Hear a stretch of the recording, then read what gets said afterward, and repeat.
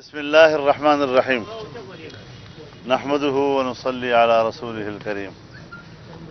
سب سے پہلے تو میں جناب یوسف رضا گیلانی صاحب کو مبارکباد پیش کرتا ہوں کہ ان کی میزبانی میں جو کل پی ڈی ایم کا جلسہ ہوا ہے، اور جو اس لحاظ سے کہ یہ پاکستان پیپلز پارٹی کا یوم تاسیس بھی تھا، اور تمام تر رکاوٹوں کے باوجود کارکن وہ فتح یاب ہوئے، عوام کامیاب ہو گئی، اور ہم نے جب کہا تھا کہ جلسہ ہو کر رہے گا تو اللہ کی مدد سے وہ جلسہ ہو کر رہا۔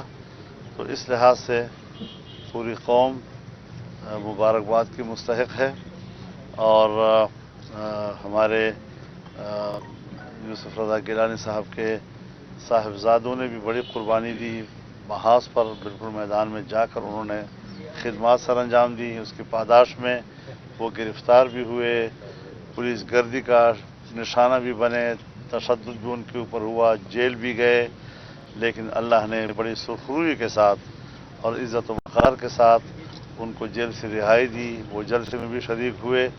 تو اس نسبت سے میں آج یہاں ان کی خدمت میں حاضر ہوا اور ان کے جذبات کو اور ان کے احساسات کو میں مبارکباد پیش کرتا ہوں۔ انشاءاللہ پی ڈی ایم کا یہ نظام آگے بڑھتا رہے گا، اور اب ہماری نظریں انشاءاللہ 13 دسمبر کے لاہور کے جلسے پر ہوں گی۔ اس حوالے سے میں اتنا آپ سے عرض کر دوں کہ 8 دسمبر کو اسلام آباد میں پی ڈی ایم کا سربراہی اجلاس ہوگا، جس میں پی ڈی ایم میں شامل تمام جماعتوں کے سربراہان شریک ہوں گے، اور آئندہ کی حکمت عملی وہ پھر پی ڈی ایم کے سربراہی اجلاس ہی میں طے ہوگی۔ کوئی لانگ مارچ کا بھی ارادہ ہے جلسوں کے بعد سر؟ تو میں نے عرض کر دیا کہ پی ڈی ایم کے اجلاس میں آئندہ کا جو بھی لائحہ عمل ہوگا وہ اسی میں انشاءاللہ طے کیا جائے گا، اور لانگ مارچ چونکہ ہمارے تحریک میں ایک آخری آپشن کے طور پر ذکر ہے، تو وہ ساری چیزیں ہمارے سامنے ہوں گی، تمام زمینی حقائق ہمارے سامنے ہوں گے۔ اس کی پاداش میں پھر جو بھی پی ڈی ایم کی قیادت فیصلہ کرے گی انشاءاللہ اس پر عمل درآمد ہوگا۔ اچھا، حکومت کو جلسہ نظر نہیں آ رہا، حکومت کے حکمران جماعت یہ کہہ رہی ہے کہ جلسہ نہیں جلسی تھی، یہ اس پہ کیا کہیں گے؟ ان کو نظر نہیں آتا کیا ہے؟ ان کو پورے ملک کے عوام کچھ نظر نہیں آتے تو یہ جلسہ کیسے نظر آئے گا؟ سر اب تک کے سر آپ کے جو جلسے ہوئے ہیں اس میں آپ سمجھتے ہیں کہ حکومت کو اس وقت تک آپ کتنا ایکسٹینڈ ڈال سکتے ہیں یا کیا نتائج حاصل کر سکیں؟ دیکھیے، حکومتی رٹ ختم ہو چکی ہے، اور اس وقت پاکستان میں اگر کوئی غیر متعلقہ ہے تمام معاملات میں وہ عمران خان ہے اور اس کی صوبائی حکومت ہے۔ تو جب عوام کے معاملات سے اور حکومت نظام سے ہی وہ تقریباً لا تعلق ہو گئے ہیں، یہ ہے پی ڈی ایم کا اور عوام کی تحریک کا نتیجہ کہ کس طرح حکومت اس وقت ایک غیر مؤثر چیز بن گئی ہے۔ اچھا گیلانی صاحب، پہلے صرف مریم بی بی تھی میدان میں، اب آصف بھٹو زرداری صاحبہ بھی آ گئے ہیں، کیا سمجھتے ہیں؟ اچھا انیشیٹو ہے، اس سے کیا نتائج حاصل ہوں گے؟ بسم اللہ الرحمن الرحیم۔ میں سب سے پہلے مولانا فضل الرحمان صاحب، اور انہوں نے ہمیں مبارکباد بھی پیش کی ہے، میرے بچوں کو بھی مبارکباد دی ہے، قاسم کی رہائی کے لیے بھی مبارکباد دی ہے، تو ہم بھی ان کے مشکور ہیں، اور صرف میں ان سے گزارش کروں گا کہ ہم پی ڈی ایم کے بہت مشکور ہیں کہ انہوں نے جو جلسے پہلے ابتدائی طور پر 6 جلسے منظور کیے تھے، تو پاکستان پیپلز پارٹی کے چیئرمین بلاول بھٹو صاحب نے ریکویسٹ کی تھی کہ 2 جلسے جو ہوں گے وہ ہم سے ریلیٹڈ ہیں، پاکستان پیپلز پارٹی سے۔ ان میں ایک سانحہ کارساز کراچی میں جو 18 اکتوبر کا تھا، تو وہ ہمیں ریکویسٹ کی ہم نے پی ڈی ایم سے وہ جلسہ کرنے کا، ہمیں آپ یہ ہوسٹ بننے کا موقع دیں۔ تو میں مشکور ہوں کہ انہوں نے ہمیں ہماری ریکویسٹ مانی، اور ہم نے جو وہ تھا سانحہ کارساز جس میں 200 لوگ شہید ہوئے اور وہ گمنام سپاہی تھے، जमहूरियत के लिए और स्ट्रगल के लिए, और उनकी जो तकफीन हुई वो गड़ी खुदा बख्श में हुई, जहाँ शहीद जुल्फ़िकार अली भुट्टो साहब तकफीन जहाँ हुई थी। दूसरा, उन्होंने रिक्वेस्ट की कि एक मौका ऐसा है, यौम तासीस पाकिस्तान पीपल्स पार्टी की 30 नवंबर को, और उस पे भी उन्होंने गुजारिश की कि ये मौका भी हमें दिया जाए कि हम इसकी मेज़बानी करें। तो अगेन मैं पीडीएम का क़यादत का सबका मशकूर हूँ कि उन्होंने हमें ये मौका दिया, और उसके लिए अब अहलियान मुल्तान, मीडिया के लोग दोस्त सब जानते हैं क्या क्या मुश्किलात आई कि बिजली बंद, पानी बंद, और उधर दुकानें बंद, खाना बंद, केटरिंग वाले बंद, और ट्रांसपोर्ट बंद, और जितने कारकुन थे पीडीएम के उनको जेलों में डाल दिया गया, और उनके साथ सख्तियां की गईं कि एफिडेविट साइन कराया गया। ये आपके इल्म में लाना चाह रहा हूँ, जिस पे लिखा कि अगर कोई जलसे पे जाएगा 10 लाख तावान देगा हुकूमत पंजाब को। ये पहली दफ़ा हमने सुना था, और इस हद तक जिन्होंने ट्रांसपोर्ट वालों ने एडवांसेस भी दिए वो भी वापस आकर छोड़ गया कि जी हम आपको ट्रांसपोर्ट नहीं दे सकते। इन हालात में मैं सलाम पेश करता हूँ पीडीएम के कारकुनों को, जिन्होंने इन नामसाइद हालात में ये जलसा किया और कामयाब किया। और आपको मैं साथ साथ बताता चलूँ, मौलाना साहब को पहले भी पता है कि जलसे से कबल कोई तकरीबन 1500 कारकुन वो जलसा गाह में पहुंच चुके थे, किला कोना कासिम बाग में। अब वहाँ न बिजली, न पानी, न इंतजामात, न कुछ चीज़ थी, और बिजली के बगैर हमने जलसा आपने देखा कल किया। और इन तमाम पकड़ धकड़ के बावजूद जब सब लोग यहाँ आए तो अब कुछ वज़रा के बयान आना शुरू हो गए हैं कि ये गलत फ़ैसला हुआ था। तो भाई आप गलत फ़ैसला अगर हुआ था, किसी ने भी किया था, सूबाई गवर्नमेंट ने किया था, फेडरल गवर्नमेंट ने किया था, तो ये तो सिलसिला 1 हफ्ते से चल रहा है। 1 हफ्ते से पकड़ धकड़ हो रही है। अभी भी हमारे लोग जेलों में हैं, 14-14 साल के बच्चों को भी जेल में डाला गया है। तो मतलब ये तो बहुत ही, इतना तो कभी डिक्टेटरशिप के टाइम पे भी इतना नहीं हुआ जो अब कर रहे हैं ये। तो अब वो कहते हैं कि ये जलसी है। तो आप मीडिया के दोस्त बैठे हैं, आप बताएं जो 2 साल कबल जरदारी साहब और बिलावल साहब स्टेडियम में आए थे, आप खुद बता सकते हैं कि वो जलसा कामयाब था या नहीं था। तो वो इतना बड़ा जलसा था कि मैं समझता हूँ कि बहुत बहुत बड़ा जलसा था। और अब ये कहना कि जलसी की है, तो बहरहाल वो शर्मिंदगी तो उनको मिटानी है। और अब अगर डिफ़र करते तो उस पर डिफ़र करते हैं जब जलसे से कबल। अब जलसे के बाद अब डिफ़र करने की क्या ज़रूरत है।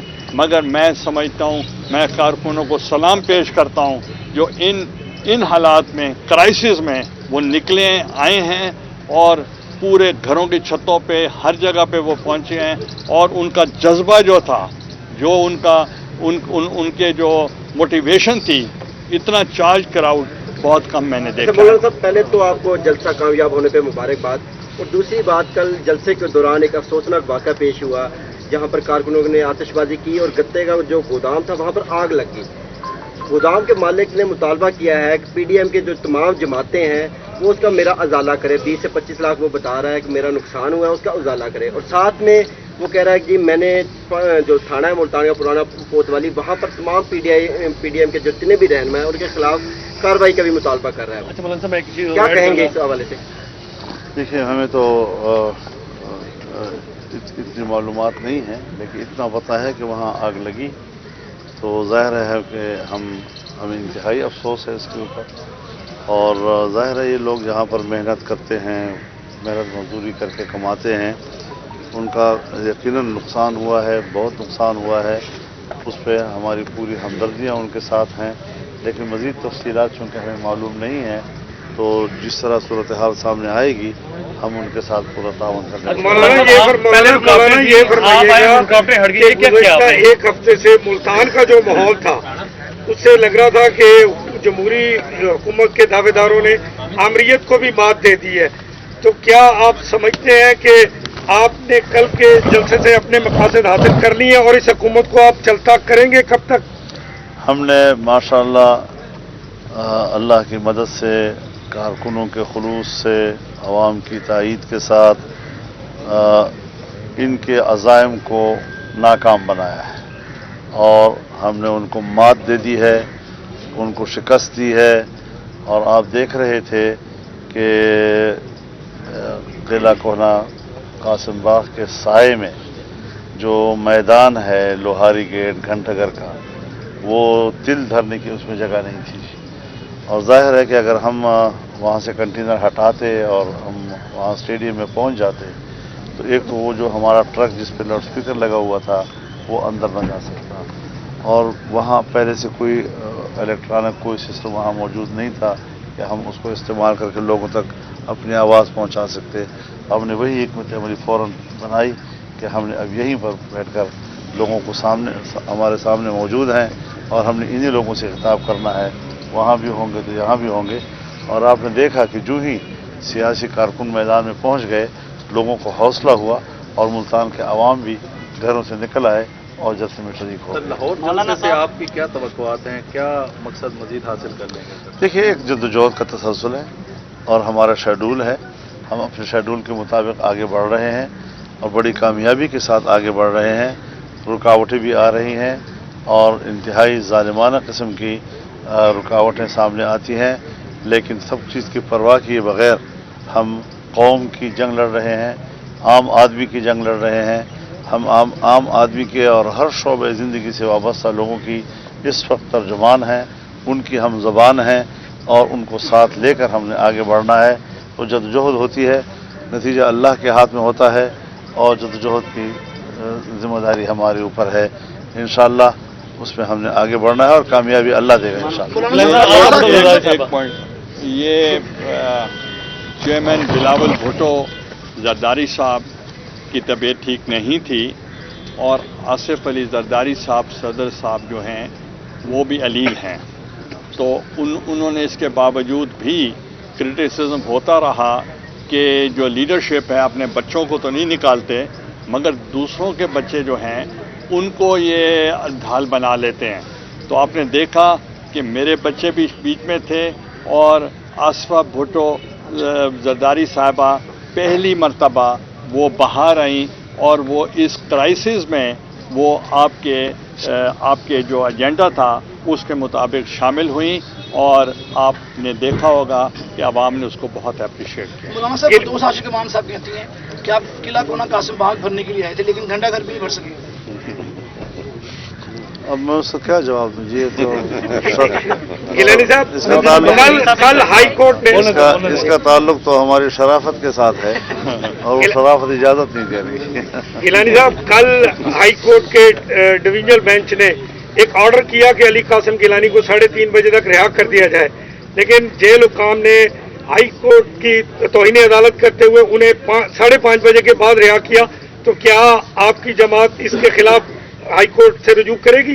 देखें, हाई कोर्ट ने जो फैसला दिया हम अप्रिशिएट करते हैं कि बहुत अच्छा जुडिशियस फैसला आया है कि चूँकि उस पर इनका जो मौक़िफ़ था उनको कमज़ोरी हुई है कि जो पकड़ धक्कड़ इलीगल कर रहे थे। तो कल भी बहुत सारे लोग जो रिहाई के लिए गए थे उनको भी रिलीफ मिला है, आज भी जा रहे हैं ताकि मतलब उनको बच्चों को भी पकड़ा हुआ है, 13 साल के बच्चों को भी वहाँ से शुजाबाद से ले गए, खोखरे से ले गए और उनको जब दिखाया गया कल जज साहब को तो उन्होंने कहा इसने भी तकरीबकारी करनी थी। तो इसलिए मतलब उनको भी सबको समझ आ रही है कि यहाँ डुअल स्टैंडर्ड्स हैं, इधर डुअल स्टैंडर्ड्स हैं कि जब PDM जलसा कर रही थी पेशावर में तो उसी एंड टाइम पे एक और स्वात में जलसा हो रहा था, एक विद परमिशन एक विदाउट परमिशन, और इसी ही तरीके के साथ जब अब हम यहाँ जलसा कर रहे हैं तो एक लोअर दीर में भी जलसा आम हो रहा था और एक वहाँ गुरु नानक में भी एक जलसा हो रहा था। और जिस दिन अली मूसा गिलानी को अरेस्ट किया रैली निकालने पे तो उस वक्त एक रैली यहाँ के जो चेयरमैन थे MDA, उनका भी जलूस, उन्होंने भी रैली निकाली हुई थी। तो ये डबल स्टैंडर्ड्स जो हैं वो लोग समझ चुके हैं। वो सिर्फ समझते हैं कि कोरोना सिर्फ PDM के जलसों में है, बाकी नहीं है। तो इसलिए अगर चाहते हैं तो इनकी सिर्फ अवेयरनेस कैंपेन करें। अवेयरनेस से जो लोग समझ सकते हैं वो समझ जाएंगे, जो नहीं समझते उनको आप समझा नहीं सकते। मौलाना साहब, हुकूमती वज़रा की जानिब से कहा जा रहा है कि जो मईशत है हमारी उठ रही है और PDM उसको गिरा रही है, तबाह कर रही है जलसों के साथ, क्या कहेंगे? जो गिराई है उसका जिम्मेदार कौन है? ठीक है मौलाना यानी साहब, जहां हमारा GDP 5.5% था और अगले साल के लिए हमने उसका हदफ 6.5% रखा था, वो इनकी हुकूमत आती ही पहले साल में 1.8 पे आ गया और दूसरे साल में 0.4 पे चला गया और पाकिस्तान की तारीख में इस सतह पर नहीं आया है। उठान वाली बात कौन सी है? यानी देखिए, माशी पॉलिसियाँ जब हुकूमत के लेवल पर बनती हैं तो कई साल गुजरते हैं जब उसके असरात आम आदमी तक पहुँचते हैं। यहाँ तो इधर से हुकूमत बनी, इधर से आवाम के ऊपर उनकी पॉलिसियों के असरात मुरतब शुरू होने लग गए। तो इस महंगाई को आप क्या करेंगे? गरीब आदमी की जो क़ुव्वत ख़रीद है वो जवाब दे गई है, उसका क्या करेंगे? दवाइयाँ कहाँ कहाँ पहुँच गई, कितने 100 गुना ज़्यादा कीमतें उसकी बढ़ गई हैं। आपका इफ़रात ज़र क्या कहाँ कहाँ तक पहुँच गया है, आपकी बरामदात की पोजीशन क्या है। अब ये सूरत हाल ऐसी है कि जैसे कोई आदमी कहे कि जी रोड के ऊपर एक आदमी बैठा है और भूख के हाथों जो है वो बिलक रहा है और कोई दूसरा आदमी गुजर कर उसे कहता है कि पीछे से एक आदमी आ रहा है, वो कुछ रोटी आपके लिए ला रहा है। ये है इशारा उसकी माशी बेहतरी का। मौलाना साहब, इसराइल के दौरान आपके साथ कोई मुज़ाकरात हुए हैं या कोई बीच में आया है, या आगे जलसा जो आखिरी आपका होने जा रहा है उसमें कोई अगर आपके साथ मुज़ाकराती तौर पे आते हैं मामलात हुकूमत और आपके दरमियान, तो आप समझते हैं कि अपनी पोजीशन है ऐसी? देखिए, इस वक्त तक तो हमारा स्टांस ये है कि हम हुकूमत के साथ किसी किस्म के कोई मुज़ाकरात करने को तैयार नहीं है। हमने तमाम इम्कानात जो है वो मुस्तरद कर दिए हैं, लेकिन ताहम आइंदा मुस्तकबिल जो है उसका दारोमदार मैंने पहले भी अर्ज़ किया कि PDM जिस तरह हालात बनाएगी और फैसले करेगी उसके मुताबिक हम आगे सर, इसराइल को तस्लीम करने की बातें हो रही है सर, इसराइल को तस्लीम करने की बातें हो रही है सर। देखिए, यहाँ पर एक गैर माकूल चीज़ जो पूरी दुनिया में फैली हुई है, इसराइल को तस्लीम करना उम्मत मुस्लिमा का फ़र्ज़ है, उसके हुक्मरान का भी, उनकी जमातों का भी, उनके अफराद का भी, कि वो फ़िलिस्तीन को तस्लीम कराने की बात करें। हम फ़िलिस्तीनियों को भूल बैठे हैं, हम फ़िलिस्तीन को तस्लीम कराने की बातें कर रहे हैं। ये क्या तरजीहात हैं हमारी? क्यों हमारी तरजीहात तब्दील हो गई हैं? और उम्मत मुस्लिमा इतनी मरूब क्यों है, इतने दबाव में क्यों है कि एक तरफ हम मोदी को कश्मीर दे रहे हैं और दूसरी तरफ हम यहूदियों को इसराइल दे रहे हैं, फ़िलिस्तीन दे रहे हैं। हम फ़िलिस्तीन की आज़ादी की बात करें, बैतुल मक़दस उसका दारुल खिलाफा हो, इसकी बात करें। क़िबला अव्वल ये जनाब रसूलुल्लाह सल्लल्लाहु अलैहि वसल्लम का तोहफ़ा है उम्मत को, और क़िबला अव्वल हज़रत उमर रज़ियल्लाहु ताला अन्हु कि वो अमानत है जो उम्मत के हाथ में है, और क़िबला अव्वल सलाहुद्दीन अय्यूबी की अमानत है जो उसने उसकी चाबियां लेकर फतह करके उम्मत के हवाले किया। आज हम अपने पूरे तारीख को की नफ़ी कर रहे हैं, आज हम उसको भूल बैठे हैं। आज अमेरिका ने एक अक़वाम मुत्तहिदा की करारदादों के मुताबिक मुतनाज़ इलाका, वहाँ पर सफारत खाने का ऐलान कर रहा है। ये तो पूरी दुनिया के कानून में नहीं है, ये तो जबर है, ज़बरदस्ती है। लिहाजा सबसे पहले बात की जाएगी तो फ़िलिस्तीन की होगी, उसकी आज़ादी की होगी, उसकी खुद मुख्तारी की होगी, उसकी दारुल हुकूमत की होगी। उसके बाद फिर देखें दुनिया अब किस नतीजे पर पहुँचती है, इसराइल का क्या बनता है क्या नहीं बनता। लेकिन ये बहुत गलत तरजीह है कि हम इसराइल तस्लीम की बातें कर रहे हैं और फ़िलिस्तीन का लफ्ज़ नहीं इस्तेमाल कर रहे, जबकि जंग ही हमारी ये है कि हमारे इलाके पर काबिज़ है। रसूलुल्लाह सल्लल्लाहु अलैहि वसल्लम ने फरमाया, अखरुजुल यहूद मिन जज़ीरतिल अरब, जज़ीरे अरब से यहूदियों को निकाल बाहर कर दो। और फिर फतह खैबर के बाद निकाल बाहर किया और यहाँ तक कि दर बदर हो गए। फ़िलिस्तीन अंबिया की सरजमीन है, फ़िलिस्तीन अरबों की सरजमीन है, और जब से पैदा हुई है ये मुसलमानों की सरजमीन है। उस पर यहूदियों ने कब्जा किया है। और 1940 की पाकिस्तान की करारदाद, 1940 की करारदाद पाकिस्तान का ये हिस्सा है कि यहूदियों की जो नई बस्तियां बन रही हैं ये नाजायज़ है, और पाकिस्तान इस फिलिस्तीनियों के शाना बशाना खड़ा रहेगा। एक तरफ तो ये सूरत हाल है, कायद आज़म ने 47 की करारदाद में इसको डाला है, फिर उसके बाद जब सन 48 में इसराइल बनता है तो उसका वज़ीर आज़म अपनी पहली खारजा पॉलिसी में सबसे पहली बात ये करता है कि हमारी खारजा पॉलिसी की तरजीह अव्वल ये होगी कि दुनिया की सरजमीन पर और उसके जोग्राफिए पर नया उभरने वाला इस्लामी मुल्क, उसका खात्मा हमारी खारजा पॉलिसी होगी। कहाँ उनके वो अज़ाइम पाकिस्तान के बारे में, कहाँ पाकिस्तान का मौक़िफ़ वहाँ फ़लस्तीनियों के हवाले से, आज हम उसकी भी नफ़ी कर रहे हैं। तो ये पाकिस्तान के असास की नफ़ी है। हमने कश्मीरियों की नफ़ी कर दी, हमने फ़लस्तीनियों की नफ़ी कर दी। क्या पाकिस्तान मुसलमानों के हकूक़ के तहफ़्फ़ुज़ के लिए बना था या उनको दफन करने के लिए बना था? लिहाजा पाकिस्तान के असास को हम छेड़ रहे हैं और बानी पाकिस्तान के बुनियादी असासी नज़रिए को हम नफ़ी कर रहे हैं। तो ये बड़ा हसास मामला है। इसके दूसरे पहलू को भी देखा जाए, तरजीह ये है कि फ़लस्तीन को तस्लीम करना है या नहीं। मौलाना ये फरमाया, आपने कश्मीर की बात की, तो इस वक्त हम खारजा महाज पर हुकूमत कहाँ खड़ी है कश्मीर के हवाले से? खारजा महाज पर हुकूमत है ही नहीं।